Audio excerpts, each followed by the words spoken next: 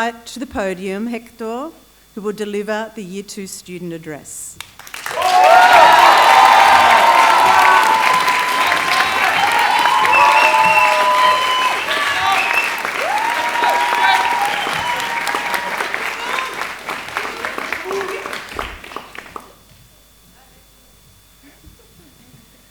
Dear Mayor, Rector, Deputy Rector, members of the faculty, parents, friends, and most importantly, the class of 2021.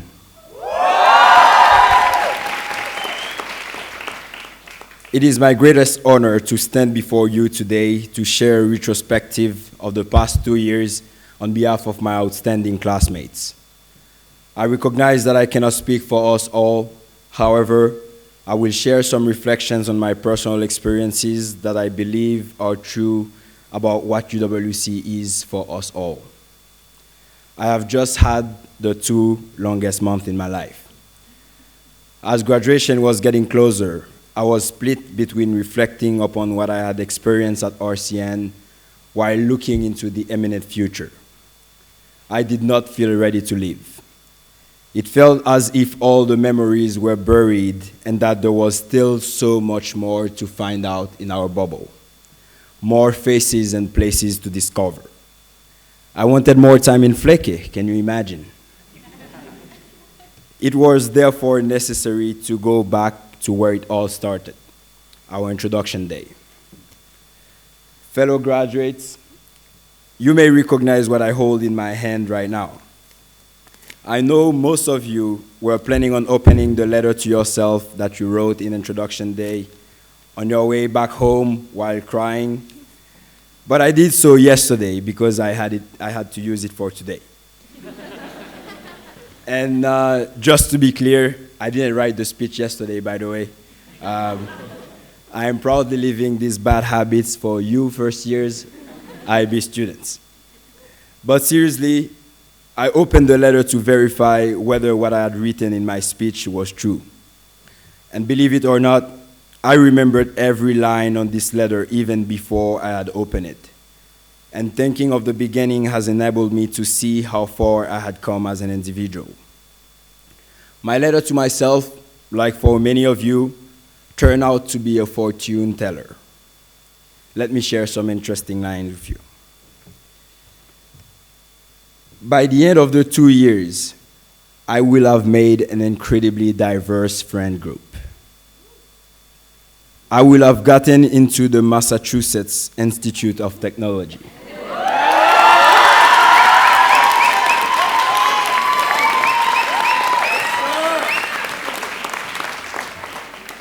As you can see, several of these things turn out to be true. However, there was one thing that the letter predicted, but which did not happen. It says, by the end of the 2 years, I will not have changed a single bit. I will hold the same convictions as before. But I did change.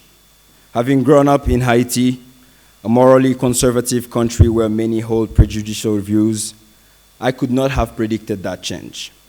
I even tried to resist it.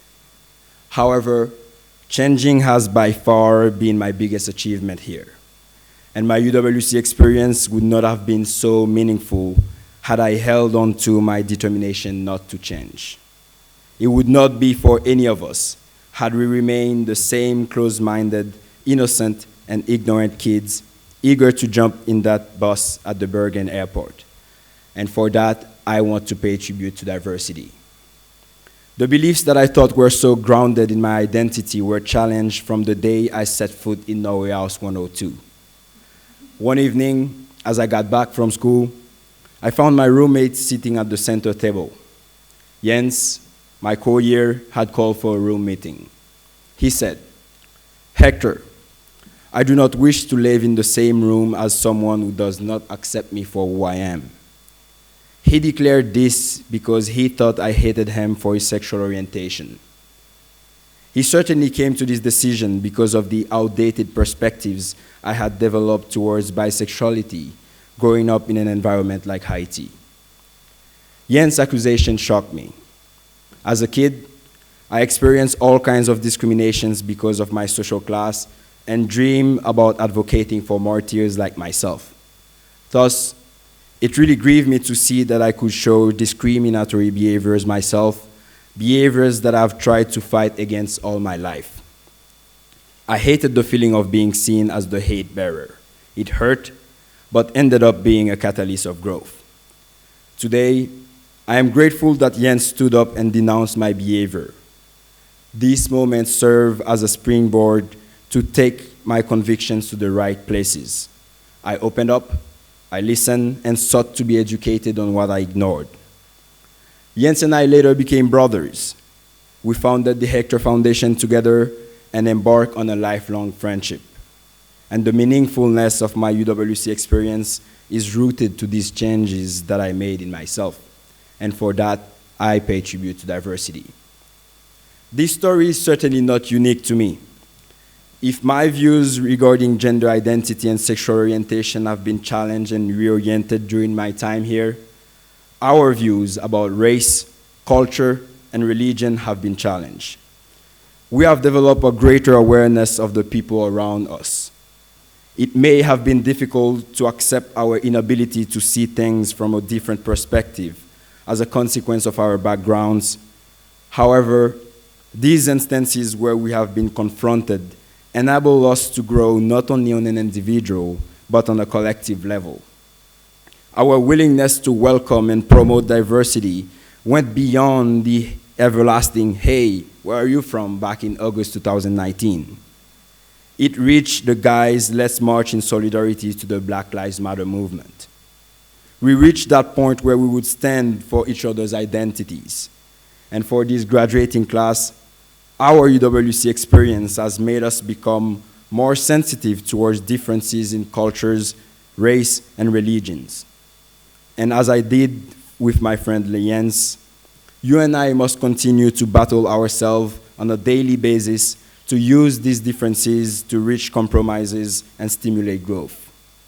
Today, I am proud to say that we have grown as socially conscious individuals, better able than we were before to engage with and love the people we are meant to encounter in the future. And for that, I pay tribute to diversity. I would also like to pay tribute to diversity for other reasons.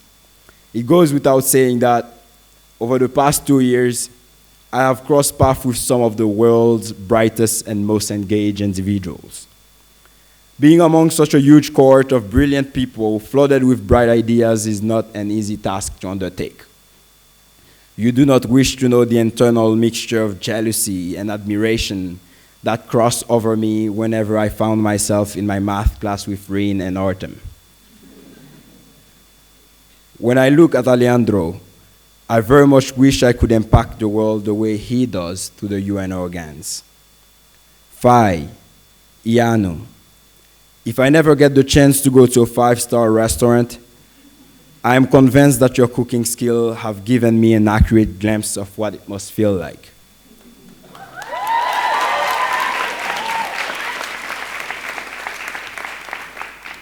My co-years are so brilliantly different, and as I live and work with them, I felt inspired to cherish my own ideas and value my ability to be a change maker myself, even at a micro level. And as my dear friend Jill said, I started to live not only for myself, but for the people that I represent. Because my ideas and actions could very much craft the world's opinion of my people, I felt called to portray them in the best possible light. And this resulted in an increase in my own self-worth. And I have seen many of you collaborating on projects such as the Gas Ball, the Dance Show, the Asian Show, or the Leaf Auction. Each of these dissimilar perspectives laid on the table set the ground for these to be some of the greatest events organized in the history of RCN. And for that, we pay tribute to diversity. Graduates, it is high time that we stop looking for a moment at how far we have to go to cherish and value how far we've come. We have been vulnerable, we have learned, and we have grown in nearly all aspects of our lives. We have overcome the culture shocks and differences that many of us feared. We have fought together through one of the most devastating crises known to mankind, the COVID pandemic. Our lives have not only been fairy tales, they have been troubled by challenges and tears all throughout. But yet, we still ended up being the most successful year group in the history of RCN.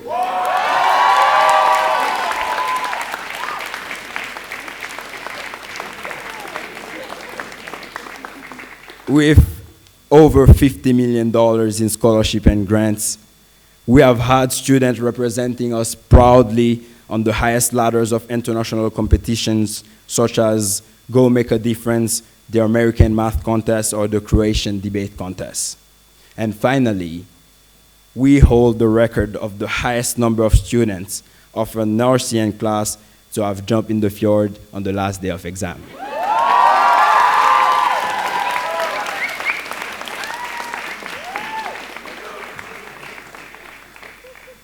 And now, you may hesitate and ask yourself why. Why does the world need you so much? Why should you see yourself as some of the best that your respective country has to offer? Well, it is because the qualities of global citizens we have acquired, from the countless trivial room meetings to the serious year group gatherings, did nothing other than prepare us to tackle the major conflicts such as racial discrimination, gender and economic inequality that we are called to address. There is so much on the line, and what we will do as individuals will matter. 2 years ago, none of us could have stood up and expressed the trust in our potential to impact people's lives as I am doing now. And today, I am sure we all can. Fellow graduates, let us go out there representing ourselves, our people, and the values of UWC that radiate within us. Best of luck and congratulations, class of 2021.